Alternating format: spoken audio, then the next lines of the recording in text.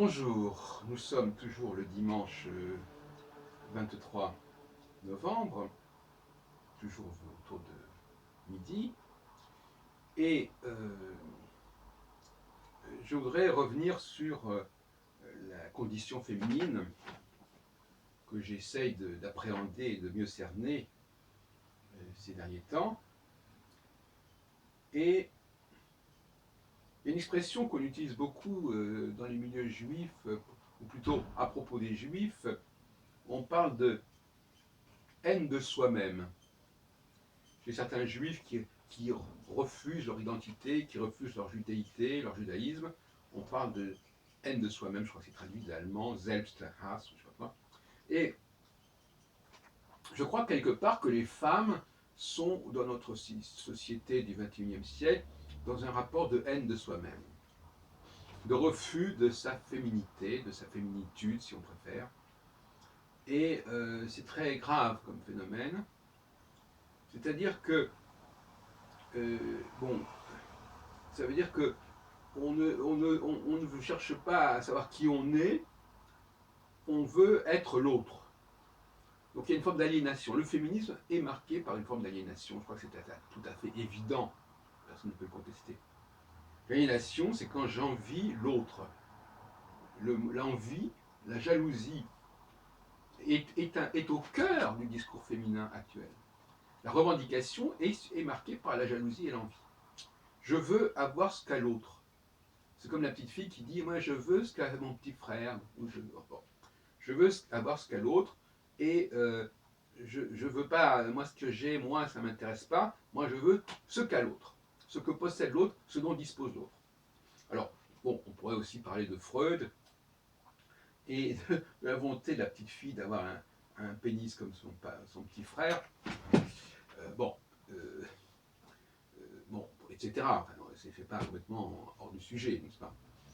Mais, d'une manière générale, c'est vrai qu'elles sont dans une forme d'extraversion. Hein. C'est-à-dire qu'elles sont beaucoup plus polarisées par l'autre que par elles-mêmes. Elles ne veulent pas savoir ce qu'elles sont en fait.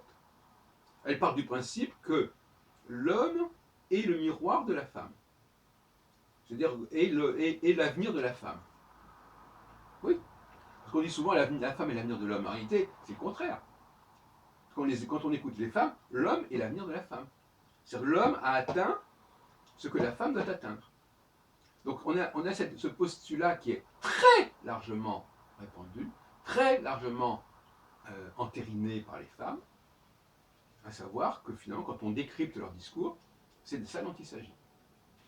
Nous voulons ce qu'ont les hommes. Donnez-nous ce qu'ont les hommes. Que les hommes partagent ce qu'ils ont avec les femmes. Alors, je ne sais pas, les hommes sont géniaux, donc ils vont partager leur capacité créatrice avec les femmes, comme si c'était des choses qui pouvaient se partager. Ce qu'on peut partager, c'est le fruit. Le fruit, effectivement, peut être partagé. Mais pas l'arbre lui-même. Donc, on en reprend. Au niveau de la consommation, oui, il peut y avoir partage, mais pas au niveau de la production.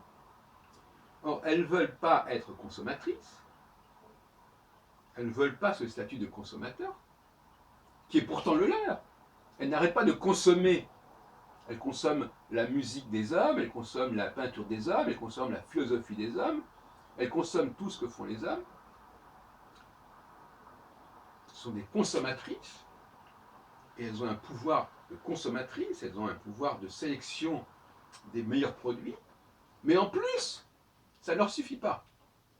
Elles veulent aussi être des productrices. Alors pourquoi cette attitude? Quel est le problème exactement? Pourquoi ne pas se contenter d'être excellente collectivement en tant que consommatrice de tous les produits possibles et imaginables? C'est la question que je vous pose, que je me pose, que je nous pose. Et qui est-ce qui a mis dans la tête des femmes qu'elles ne devaient pas se contenter d'être des consommatrices? D'ailleurs, parce que les consommatrices, elles ont un pouvoir. On parle du pouvoir masculin, mais si les consommateurs, ils ont un pouvoir considérable. Parce que même l'élection est une forme de consommation. Quand on dit j'ai lu tel personnage, je suis dans la consommation. Et lire un produit, et lire un personnage, lire une musique, et lire un film, c'est de la consommation. C'est le mot consommation qu'il faut réhabiliter en quelque sorte. Hein? Donc elles doivent assumer pleinement et totalement leur consommation, même si le mot est parfois employé sur le plan sexuel pour parler de consommer un acte, enfin un rapport sexuel, enfin bon, peu importe, nous n'allons pas sur la sémantique, mais elles sont dans la consommation, elles ne sont pas dans la production. Bon, c'est un peu compliqué, parce que la dialectique consommation-production n'est pas claire. Le consommateur, il produit aussi à son niveau. Il produit au second degré. Si j'achète quelque chose et que je le transforme, je produis quelque chose de nouveau. Et c'est tout le débat est là, justement. J'en parlais encore hier avec des femmes, des dames que j'ai rencontrées dans une réunion. Elles n'ont pas tort.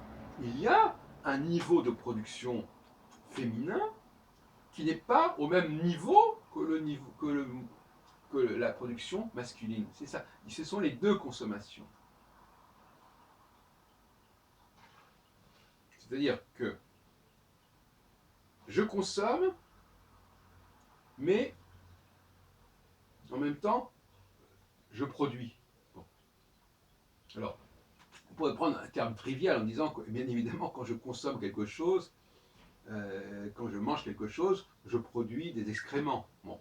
Non, mais je veux dire, bon, pour prendre un exemple frappant, et effectivement, par exemple, si je consomme, aujourd'hui c'est moins vrai, parce qu'on peut consommer une musique sans jouer soi-même de la musique. Mais il y a quand même encore des interprètes qui consomment du Beethoven, du Bach ou du Bartók, et qui produisent de nouvelles interprétations, de nouveaux disques. Donc c'est une production de seconde main, second-hand production, on peut dire. Vous voyez ce que je veux dire?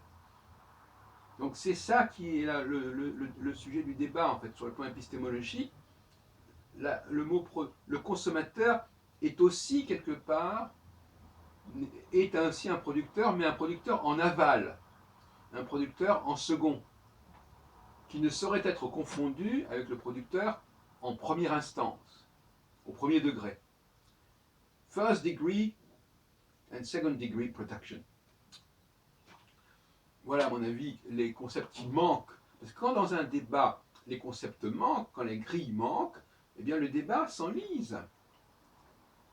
L'autre jour, je disais, de manière un peu ironique, je disais que en voulant mettre sur le même pied, je n'employais pas ces termes-là, la production numéro 1 et la production numéro 2, la création numéro 1 et la création numéro 1, parce que toute production, même la production numéro 2, est une forme de création. À ce moment-là, si on englobe dans un seul et même ensemble la production premier degré et la production deuxième degré, alors là, effectivement, il y a une égalité entre les hommes et les femmes. Et même plus, on pourrait même dire que les femmes sont, quantitativement, plus créatrices que les hommes. Mais sauf qu'on aura mis dans le même sac des choses qui n'ont rien à voir. Et ça, c'est la grande astuce de certains discours féministes, c'est de baisser le niveau de la production, de mélanger et d'amalgamer production 1, production 2, et après de dire, regardez, nous sommes aussi créatrices que les hommes. Ce sont des petites astuces qu'il faut quand même dénoncer.